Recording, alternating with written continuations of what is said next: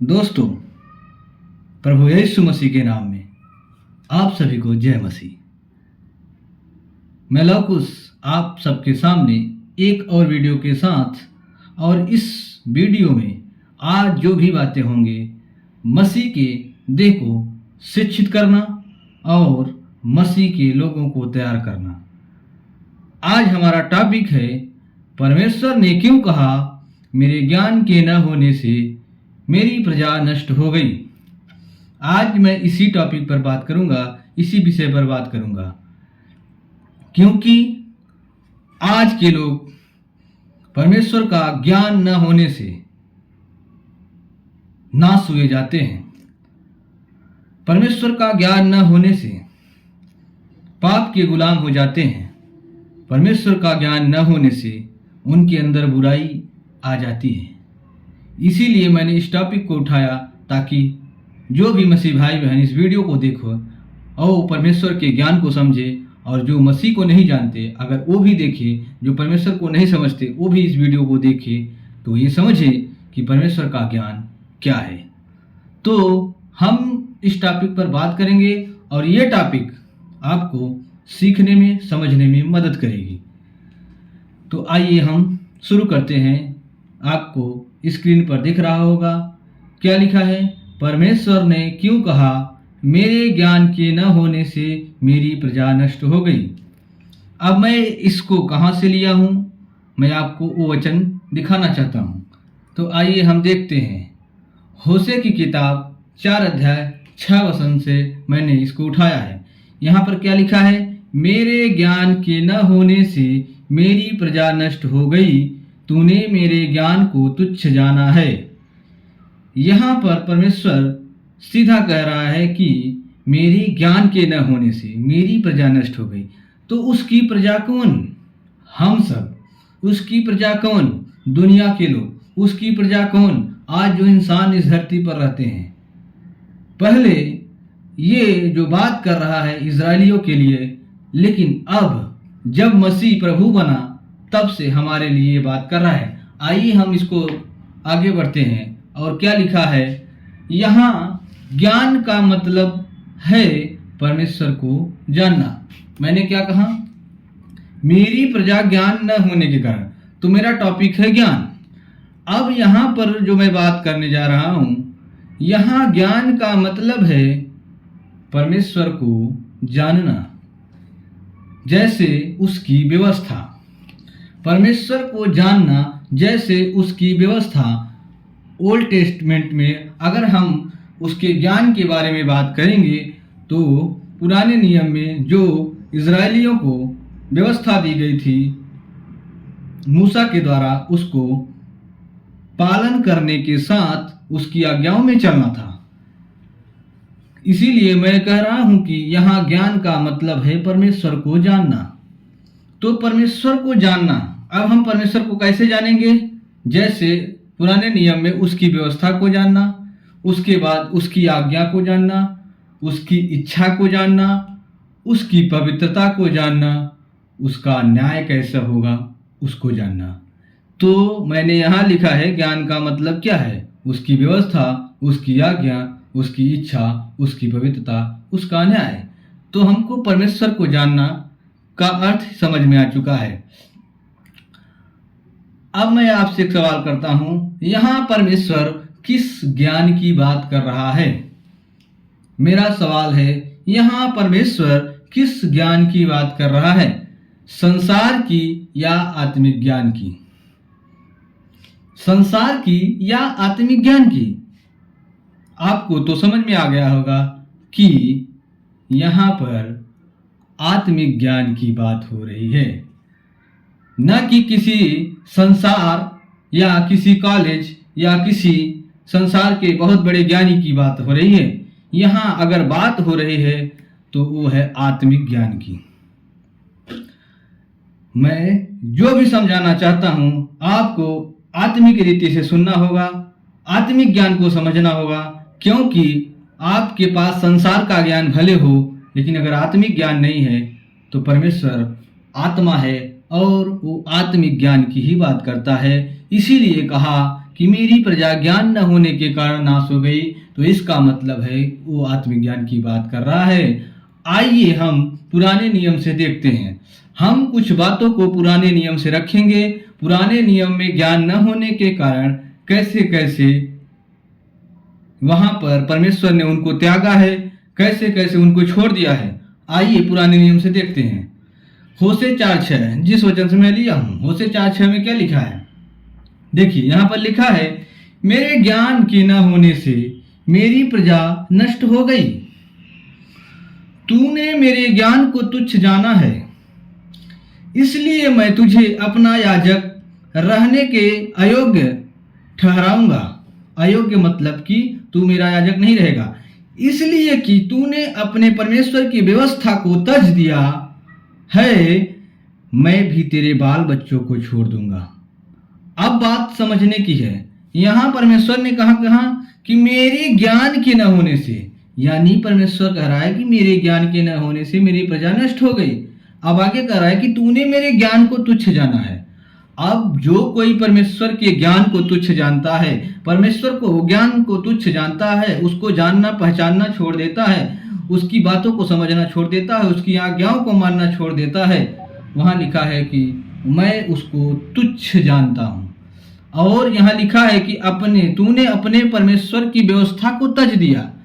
पुराने नियम की बात कर रहा है। क्यों? वहां पर व्यवस्था को तज दिया का मतलब है कि वो व्यवस्था के रस्मों को तो निभा रहे थे, लेकिन व्यवस्था का आज्ञा का पालन नहीं कर रहे थे। कहने का मतलब जैसे कि कोई रीति रिवाज, जैसे फॉर्मेलिटी पूरा करना, अदा करना होता है, उसी प्रकार से ये हर एक व्यवस्था को जो वो लोग एक रस्मो रिवाज की तरह मान रहे थे, लेकिन परमेश्वर के आज्ञा को, जैसे यशाया की किताब में लिखा है, मैं तेरे होम बलिए मेल बलियों से प्रसन्न नहीं होता, मैं प्रसन्न होता हूं तो आज्ञा मानने वालों से। तो यही फर्क हो गया था। इन्होंने व्यवस्था को छोड़ दिया था, तब परमेश्वर ने कहा मैं भी तेरे बाल बच्चों को छोड़ दूंगा। आइए आगे देखते हैं। यशाया 5:13 भी कहता है, क्या कहता है? इसलिए अज्ञानता के कारण मेरी प्रजा बधुआई में जाती है। आप ध्यान देना, यहां भी ज्ञान नहीं है, इसीलिए अज्ञानता मतलब ज्ञान नहीं है। अज्ञानता के कारण मेरी प्रजा बधुआई में जाती है। अब आपको मैं समझा रहा हूं कि अगर परमेश्वर का ज्ञान नहीं होगा तो क्या होगा। आपकी मतलब परमेश्वर की प्रजा, जो हम मनुष्य हैं, जब हम परमेश्वर पर विश्वास करते हैं तो उसकी प्रजा हैं। अगर हम उसके ज्ञान को नहीं जान लेंगे तो हम बधुआई में कहाँ जाएंगे? पाप की बधुआई में। जैसे कि व्यभिचार, गाली गलौज, दुनिया भर में जो भी चीजें हैं पाप की तरफ जाती हैं, उसके पीछे भागेंगे। क्योंकि परमेश्वर का ज्ञान हमें यही सिखाता है कि हम परमेश्वर की वचनों को, उसकी आज्ञाओं को, उसकी बातों को, उसकी इच्छा पर चलें। आगे बढ़ते हैं। यिर्मयाह 4:22 क्या कहता है? क्योंकि मेरी प्रजा मूढ़ है। क्योंकि मेरी प्रजा मूढ़ है। मूढ़ है का मतलब मूर्ख है। वे मुझे नहीं जानते। मैंने क्या कहा? मुझे नहीं जानते। मैंने यही कहा ना कि परमेश्वर को जानना ही उसका ज्ञान है। वे ऐसे मूर्ख लड़के हैं, यहाँ लिखा है मूर्ख लड़के हैं जिनमें कुछ भी समझ नहीं। अब जब परमेश्वर को नहीं जानोगे तो आप अपनी समझ को खो देंगे। और यहाँ बुराई करने को तो बुद्धिमान हैं, बुराई करने को तो ये बुद्धिमान हैं, परंतु भलाई करना वे नहीं जानते। मतलब ये लोग बुराई करने में आगे निकल गए, लेकिन परमेश्वर को ज्ञान को क्या किया? छोड़ दिया।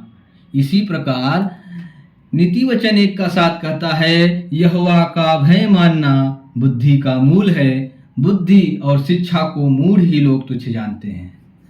यहोवा का भय मानना, मैंने क्या कहा? परमेश्वर यहोवा का भय मानना बुद्धि का मूल है। आपका अगर बुद्धि सही तरीके से चलाना है, आपको पवित्र आत्मा जब आपकी बुद्धि को तैयार करता है, लीड करता है कि आप दुनिया में क्या गलत है क्या सही है, उसके बीच में फैसला कर लेते हो, तो आपको परमेश्वर का जब भय मानोगे तो आपकी बुद्धि खुलेगी। और उसकी शिक्षा यानी उसके ज्ञान को मूढ़ लोग ही तुच्छ जानते हैं। इसलिए हम परमेश्वर के ज्ञान को कभी तुच्छ नहीं जानना चाहिए। हम मनुष्य को परमेश्वर के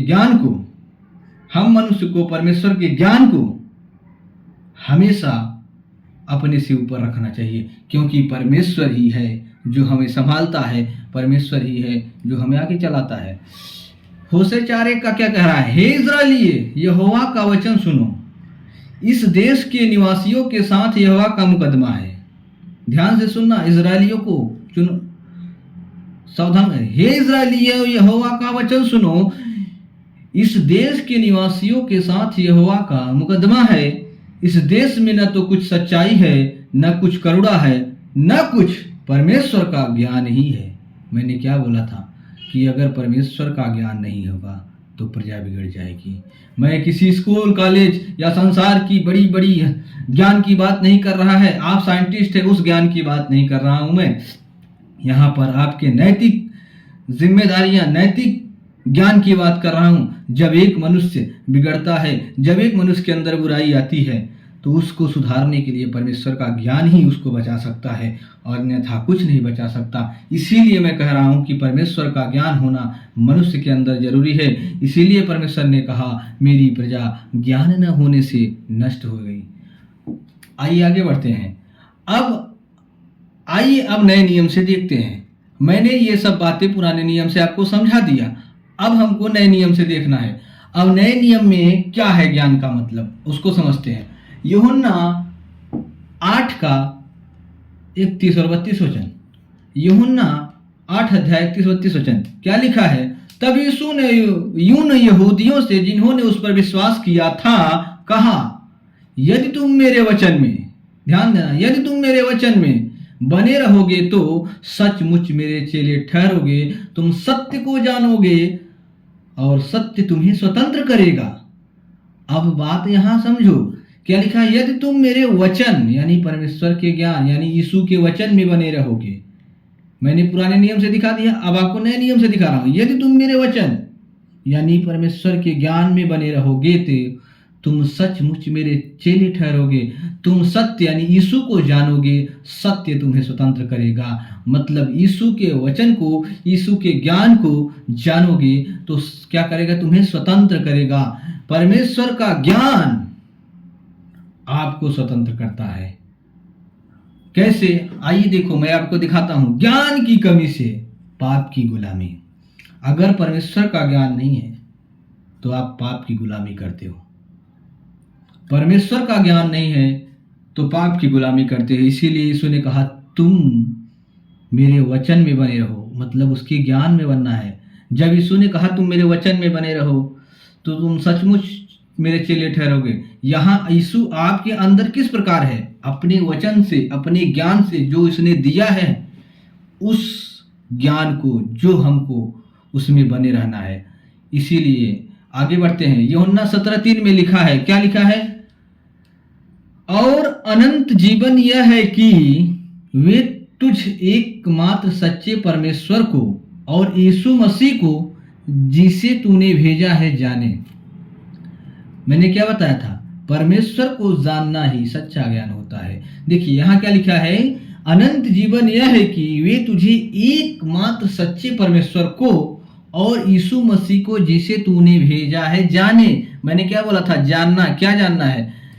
परमेश्वर और यीशु मसीह को जानना ही, यही सच्चा ज्ञान है। परमेश्वर और यीशु मसीह को जानना यह सच्चा ज्ञान है। आज जो इस बात पर चाहे विवाद करना चाहे विवाद करे, चाहे जो करना चाहे करे, लेकिन मैं आपको साफ साफ क्लियर वर्ड में कह देना चाहता हूं कि परमेश्वर यानी पिता, यीशु मतलब उसका पुत्र, हम परमेश्वर और यीशु को जब जानते हैं उसके सच्चे ज्ञान को समझते हैं। क्योंकि परमेश्वर को जानना, मसीह को जानना, उसकी बातों को जानना, उसके वचन में चलना, उसकी इच्छाओं में चलना, उसके बातों में चलना, यही हमारा ज्ञान है जो हमें बिगड़ने नहीं देता। परमेश्वर कभी नहीं चाहता था कि मनुष्य बिगड़े। मनुष्य अपनी स्वतंत्र इच्छा से बिगड़ गया। इसलिए परमेश्वर आज भी प्यार करता है। जो कोई उसके ज्ञान को अपनाएगा, जो कोई उसकी शिक्षा को अपनाएगा, परमेश्वर उसे पाप की गुलामी से छुड़ाएगा। रोमियो 1:28 क्या कह रहा है? आइए इसमें हम समझते हैं। जब उन्होंने परमेश्वर को पहचानना न चाहा, ध्यान देना मेरे भाइयों, परमेश्वर को कैसे पहचानोगे? जब उसका ज्ञान होगा। परमेश्वर को कैसे जानोगे? जब उसकी बातें आपके अंदर होगी। परमेश्वर को कैसे समझोगे? जब उसका वचन आपके अंदर होगा। जब परमेश्वर का ज्ञान आपको अंदर होगा तभी आप परमेश्वर को पहचानोगे। आइए हम वचन पढ़ते हैं। जब उन्होंने परमेश्वर को पहचानना न चाहा तो परमेश्वर ने भी उन्हें क्या किया? निकम्मे मन पे छोड़ दिया, वे अनुचित काम करे। मैं आज यही कहना चाहता हूं कि जो कोई भी आज परमेश्वर को पहचानता नहीं, जो कोई भी आज परमेश्वर को जानना नहीं चाहता, परमेश्वर उसे निकम्मे मन पे छोड़ देता है। ऐसे ही पुराने नियम में जब वहां पर याजक थे, जब उन्होंने अपने निकम्मे मन पे चलना चाहा, परमेश्वर छोड़ दिया। ऐसे पुराने नियम में बहुत से इजरायली जो अपने मन में चलने लगे, परमेश्वर ने उसे छोड़ दिया। इसी प्रकार नए नियम में भी जब यीशु आया, और यीशु भी इस बात को कह रहा है, पौलुस के द्वारा कहलवा रहा है, क्या कह रहा है कि परमेश्वर को पहचानना न चाहा, मतलब परमेश्वर के ज्ञान को पहचानना न चाहा। परमेश्वर अपने ज्ञान से जाहिर करता है कि परमेश्वर है, परमेश्वर अपने ज्ञान से बताता है कि परमेश्वर हूं। इसीलिए परमेश्वर ने निकम्मे मन पे छोड़ दिया कि अनुचित काम करे। अब देखो, परमेश्वर के ज्ञान को त्यागने से, परमेश्वर के ज्ञान को त्यागने से क्या आता है? मनुष्य के अंदर बुराई का आना तय है। आप परमेश्वर के ज्ञान को त्यागोगे, मनुष्य के अंदर बुराई आएगी, आपके अंदर बुराई आएगी। इसीलिए मैं कहता हूं कि परमेश्वर को पहचानना, उसके ज्ञान को समझना है, ज्ञान को त्यागना उसको। परमेश्वर को आप नहीं पहचानते हो। मैं ऐसे आ रहा था। दूसरा कुरिन्थियों 2 अध्याय 3 से 4 वचन में क्या लिखा है? मैंने 3 वचन को शॉर्टकट में रख दिया है। दूसरा कुरिन्थियों 4 अध्याय 3 से 4 वचन में क्या लिखा है? नाश होने वालों के लिए, नाश होने वालों के लिए क्या है? और उन अविश्वासियों के लिए जिनकी बुद्धि, देखो मैं आपको एक बात दिला देता हूं, जो मैं हाईलाइट किया बुद्धि, तो इस पर भी ध्यान देना, क्योंकि बुद्धि में ही आपका परमेश्वर का ज्ञान आएगा। और आपकी बुद्धि अगर खराब हो जाएगी ना, तो फिर परमेश्वर का ज्ञान आपको तभी बचा पाएगा जब उसके ज्ञान को आप स्वीकार करोगे। यहाँ लिखा है कि जिनकी बुद्धि इस संसार के ईश्वर ने अंधी कर दी है, इस संसार के ईश्वर ने अंधी कर दी है, ताकि मसीह जो परमेश्वर का प्रतिरूप है, मैंने क्या कहा? परमेश्वर का प्रतिरूप है। याद ध्यान देना, मसीह जो परमेश्वर का प्रतिरूप है, यानी कि जो मसीह हमारे बीच में आया है, वो पिता परमेश्वर जो ऊपर बैठा, दुनिया को बनाने वाला, सृष्टिकर्ता परमेश्वर, उसका प्रतिरूप है। प्रतिबिंब के मतलब कि उसने अपना नाम मसीह को दिया है। इसीलिए हम मसीह को कहते हैं कि यीशु को प्रभु, यानी मसीह को प्रभु स्वीकार करना है। तो यहाँ मैं आपको एक क्लियर कर दिया। यहाँ लिखा है ताकि मसीह जो परमेश्वर का प्रतिरूप है, उसके तेजोमय सुसमाचार का प्रकाश उन पर न चमके। तो मैं यहाँ पर यह बताना चाहता हूँ कि इस संसार के ईश्वरों ने, जो अविश्वासी लोग हैं, उनकी बुद्धि को अंधा कर दिया है, ताकि जो सुसमाचार है, यानी परमेश्वर का जो ज्ञान है, ज्ञान का प्रकाश है, उन पर ना चमके। क्यों? क्योंकि इस संसार के ईश्वरों ने इस अविश्वासियों की बुद्धि को अंधी कर दिया है। इसलिए ये लोग नहीं समझते और उसके ज्ञान का प्रकाश उन पर नहीं चमकता। इसलिए मैं यही कहता हूँ मेरे भाइयों, मेरे बहनों, आप लोग परमेश्वर का ज्ञान, परमेश्वर की बातें, परमेश्वर का वचन जब आपके दरवाजे आए तो आप दिल खोलकर उसका स्वागत करिए, ताकि परमेश्वर आपको उस पाप के दलदल से, उस ऐसी जो व्यभिचार समस्याएं जो आपको समझ में आता है कि आपके शरीर को नष्ट करने पर है, वो पाप के दलदल से निकालेगी। मैं यही चाहता हूं भाइयों और दोस्तों। मैंने आपको सब कुछ सिखाया। इसी प्रकार मैंने पुराने नियम से आपको बताया कि परमेश्वर की व्यवस्था, मैंने पुराने नियम से बताया कि परमेश्वर की व्यवस्था, ज्ञान त्यागने से राष्ट्र का विनाश।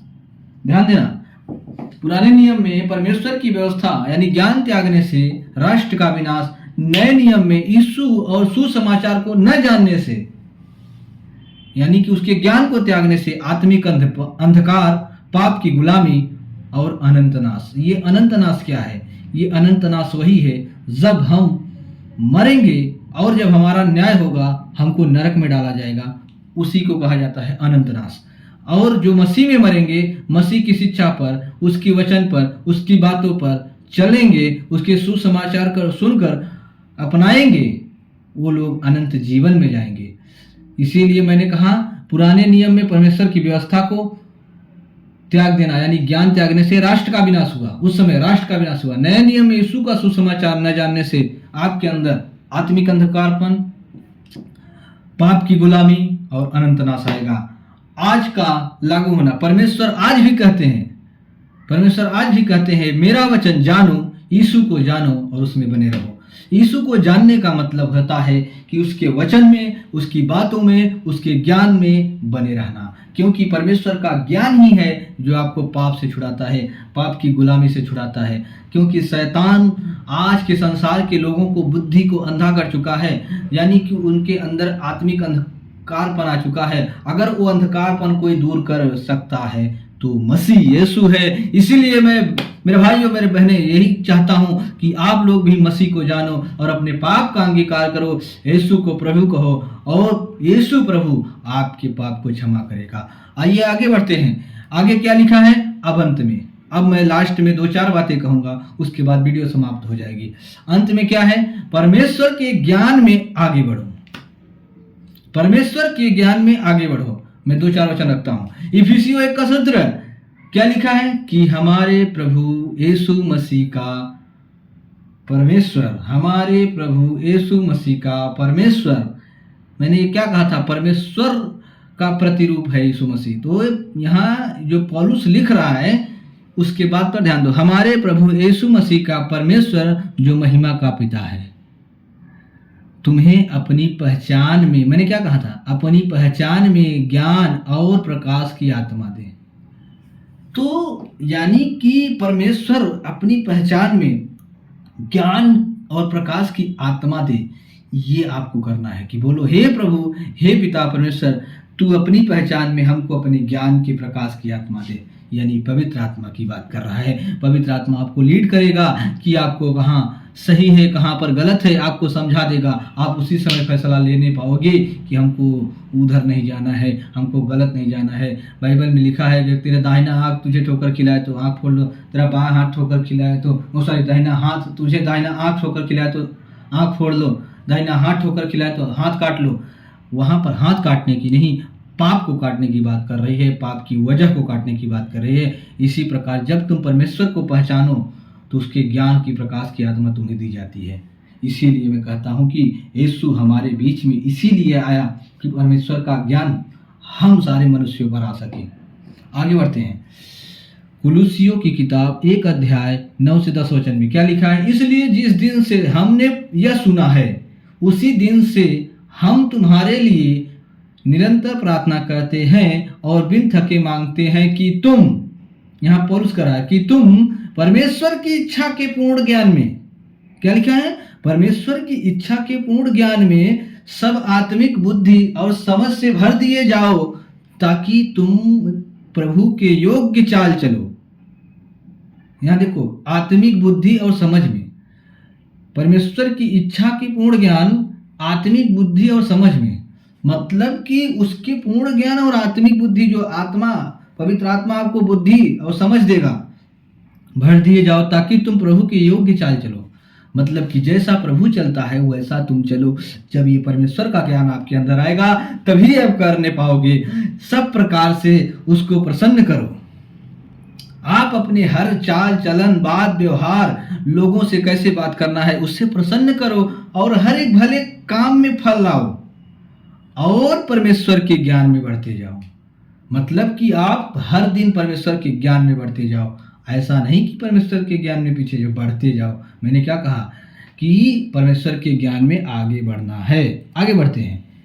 2 कुरिन्थियों 10:5 क्या कह रहा है? इसलिए हम कल्पनाओं का और हर एक ऊंची बात का जो परमेश्वर की पहचान के विरोध में उठती है खंडन करते हैं और हर एक भावनाओं को कैद करके मसीह का आज्ञाकारी बना देते हैं। यहाँ पर पौलुस क्या लिख रहा है? ध्यान से सुनो। इसलिए हम कल्पनाओं का और हर एक ऊंची बात का जो परमेश्वर की पहचान, पहचान का मतलब ज्ञान, यहाँ ज्ञान के विरोध में उठती है खंडन करते हैं। परमेश्वर के ज्ञान के विरोध में उठती है, ये प्रार्थना है, खंडन करते हैं और हर एक भावनाओं को कैद करके मसीह का आज्ञाकारी बना देते हैं। क्यों? क्योंकि मसीह के अंदर परमेश्वर का ज्ञान है। क्योंकि मसीह को हम मानते हैं, मसीह पर विश्वास करते हैं, तो जो परमेश्वर का ज्ञान उसके अंदर है वचन के द्वारा, वही वचन हमारे अंदर आया है। उसी वचन का ज्ञान हम लेकर आप लोगों तक पहुंचाते हैं। आप लोग सुनो ताकि मसीह का ज्ञान आपके अंदर आए, ताकि परमेश्वर का ज्ञान आपकी बुद्धि को खोले।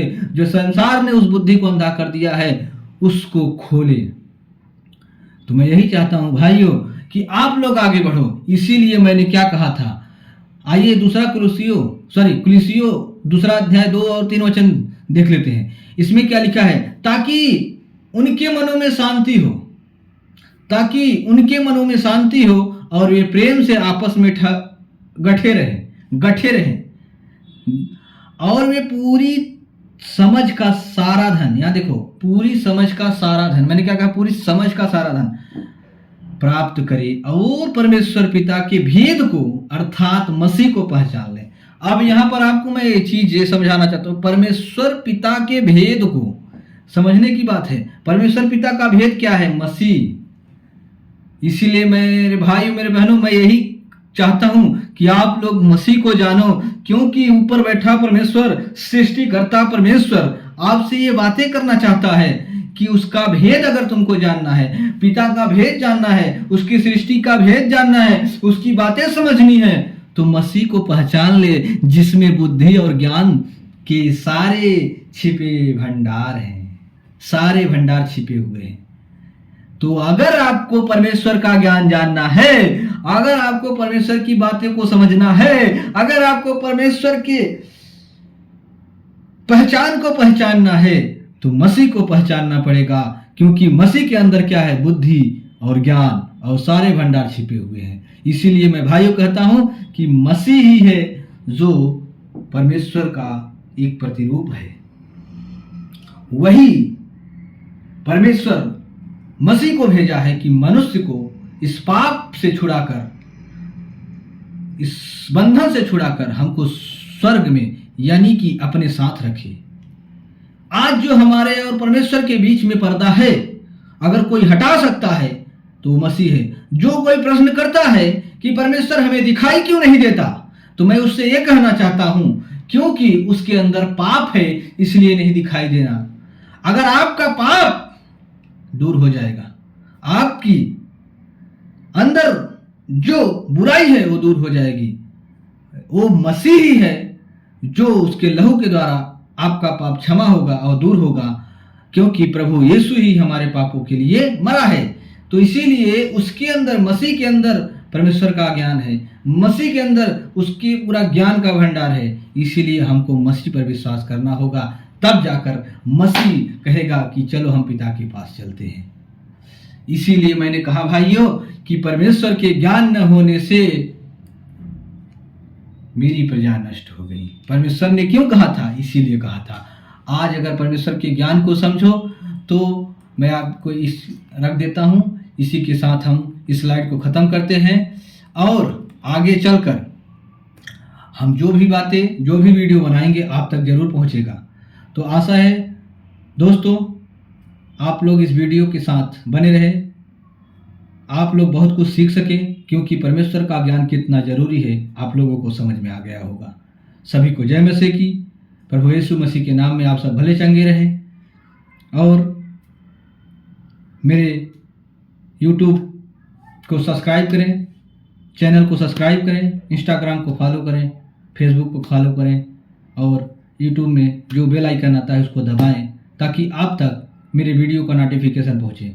ऐसे ही मैं आगे आने वाले टॉपिक पर बातें करता रहूँगा। आप लोग सपोर्ट करिए और मसीह के देह के लिए खुद को तैयार करिए। मेरी बातें सुनने के बाद अगर आपके अंदर कुछ हुआ है तो आप अपने आप को बदलिए। सभी को जय मसीह। धन्यवाद।